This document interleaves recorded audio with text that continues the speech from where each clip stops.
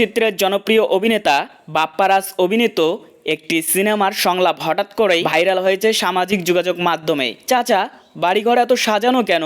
হেনা কোথায়? চাচা, বাড়িঘর এত সাজানো কেন?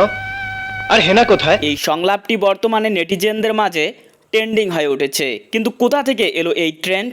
1993 সালে মুক্তিপ্রাপ্ত প্রেমের সমাধি ছিল একসময়কার জনপ্রিয় রোমান্টিক ট্র্যাজিক সিনেমা।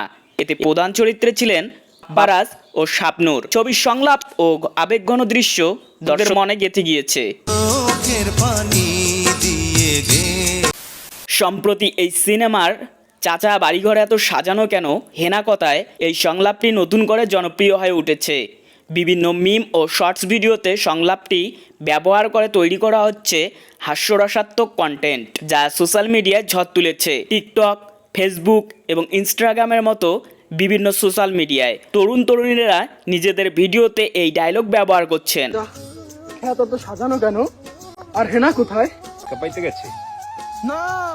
অনেকেই মজার ছলে নিজেদের পরিবারের বড়দের বা দাদাদের উদ্দেশ্যে এই সংলাপটি বলে মজার কন্টেন্ট তৈরি করছেন, যা ব্যাপক সাড়া ফেলছে। এই ভাইরাল হওয়া প্রসঙ্গে বাপ্পারাজ এখনও কোনো আনুষ্ঠানিক প্রতিক্রিয়া দেননি।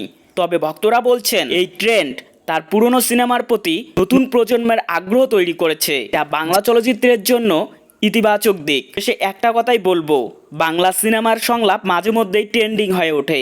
এবার বাপ্পারাজের প্রেমের সমাধি সিনেমার সংলাপ নিয়েই মাতোয়ারা নেটিজেনরা। দেখা যাক এই ট্রেন্ড কতদিন টিকে থাকে। আপনি যদি আরও এইরকম ট্রেন্ডিং বিষয়ে জানতে চান, তাহলে আপনাকে অবশ্যই সাবস্ক্রাইব করতে হবে ট্রেন্ডিং আলাপ।